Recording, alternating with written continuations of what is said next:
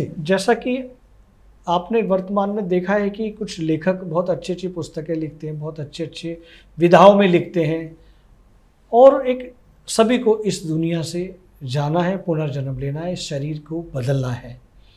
जब लेखक अपनी रचनाएं, अपनी अभिव्यक्ति, अपने भावों को पुस्तकों के माध्यम से लिखते हैं और वो पुस्तकों की संख्या भी अच्छी हो जाती है, लेकिन ज़्यादातर ये देखा गया है कि उन लेखकों के घर वाले, बेटे, बहू, तमाम परिवार के लोग उन्हें पसंद नहीं करते।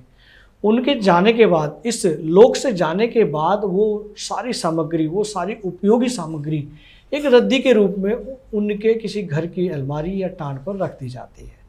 उस उपयोगी साहित्य को, उस उपयोगी विधा को आम जनता में नवांकुरों के बीच में लाने के लिए या उस साहित्य को जीवित रखने के लिए उस लेखक को और अन्य लेखकों को क्या करना चाहिए?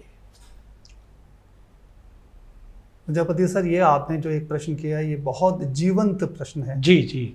और ये प्रश्न का सरोकार आज की जितने भी लेखक हैं, साहित्यकार हैं, लगभग 95% 99% कहूँगा सर मैं। 1% या 2% साहित्यकार जो बहुत पॉपुलर हो जाते हैं जी, सिर्फ उनको अगर हम छोड़ दें तो उसके अलावा बाकी जितने भी साहित्यकार हैं, लेखक गण हैं, वो सभी इसी व्यवस्था से पीड़ित हैं, जिनको बोलना चाहिए।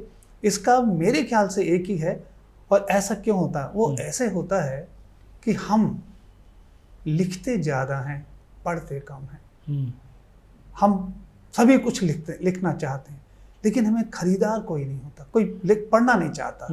ये जो पढ़ने की एक स्वस्थ परंपरा जो पहले से हमारे समाज में रही है, कहीं ना कहीं उसमें त्रुटि आई है, और ये त्रुटि बहुत कारण से हो सकती है, लेकिन ये त्रुटि को हमें कहीं ना कहीं दूर करना पड़ेगा।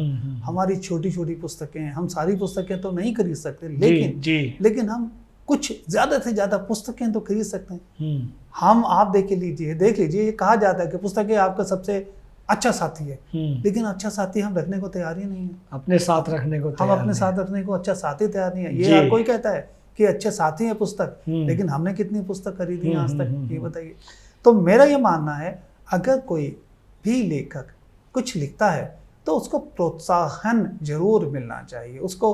और प्रोत्साहन कहाँ से मिले? आप ये ना सोचिए कि प्रोत्साहन बहुत सारी बड़ी जनता देगी, वो भी देगी, वो भी एक समय पर देगी, लेकिन सबसे पहले हमारे जो लेखक द्वय हैं, लेखक बंधु हैं, कविताकार हैं, यही आपस में पहले एक दूसरे को अगर सपोर्ट करेंगे। अगर किसी कवि ने कोई कविता का पुस्तक लिखी है, अगर उनके 10, 20, 25, 50, 100 कविताएं की किताब बिक जाएं, तो आप देखिए शायद और भी ज़्यादा प्रकाशक भी खुश होकर उनकी कविताएं छापेंगे, और फिर शायद ये जो कविता लिखी गई, साहित्य रचा गया, और साहित्य फिर अलमारी में पड़ा रहा। अलमारी में तो इसलिए पड़ा रहा ना, क्योंकि समाज का दिन का सूर्य देखने की उसकी समय नहीं मिला उसको, कि वो दिन में आता, बाहर आता, सब जनता के सामने आता, क्योंकि उनको प्रोत्साहन नहीं मिला। प्रोत्साहन की बहुत ज़रूरत है। जी, मेरा रॉबर्ट जी प्रश्न ये था कि जो हमारे परिवारजन होते हैं, मैंने 20 पुस्तकें लिखी, 20 विधाओं में लिखी, और मेरे बेटे, बहू, नाती पोते इस लेखन की ओर या साहित्य की ओर रुझान नहीं रखते, या बिल्कुल भी इंटरेस्ट नहीं रखते। एक व्यक्ति इस लोक से चला जाता है, वो लेखक चला जाता है, तो वो बाहर कैसे आए, वो आम जनता में कैसे आए, वो लेखन जीवित कैसे रहे? ठीक है, एक बार पांडुलिपि छिपी, 100 कॉपी, 200 कॉपी, 500, वो बिक भी गई, लेकिन फिर वो बिक गई तो वो एंड हो गया, उसका समापन हो गया।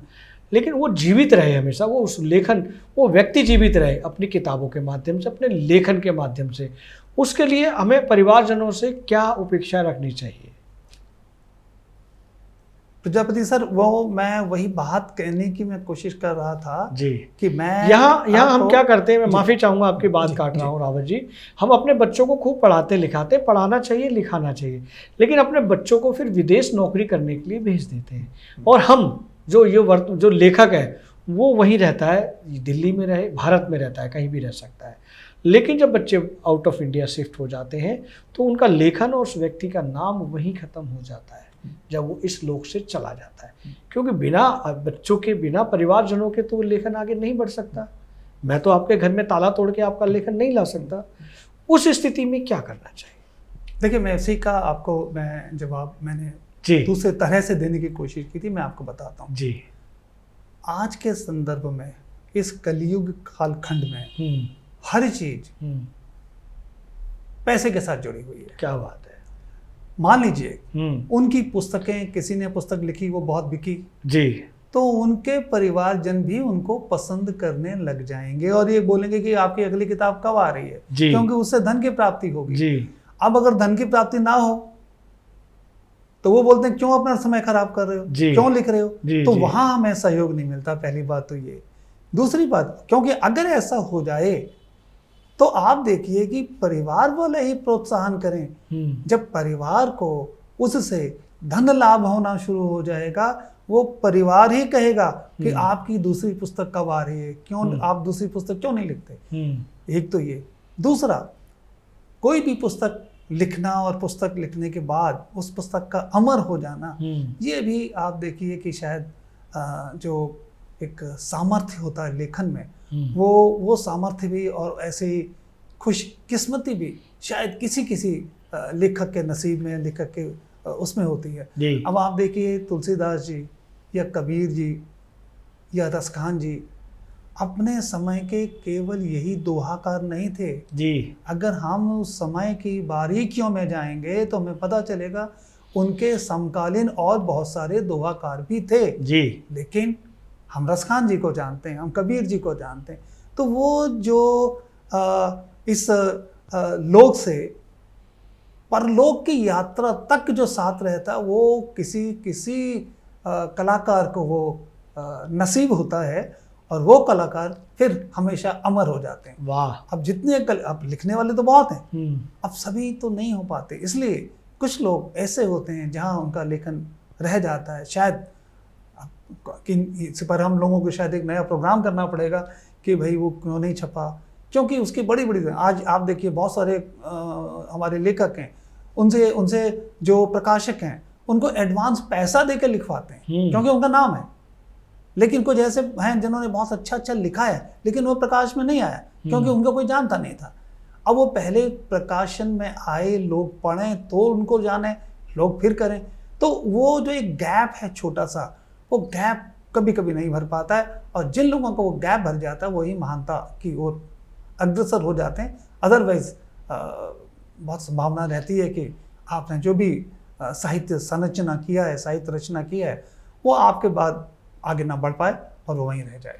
बहुत अच्छी जानकारी रावत जी आपने हमें दी। ये वीडियो YouTube पर देख रहे हैं तो हमारे चैनल को सब्सक्राइब करें और बेल आइकन को दबाना ना भूलें। अगर आप Facebook पर ये वीडियो देख रहे हैं तो हमारे पेज को लाइक करें।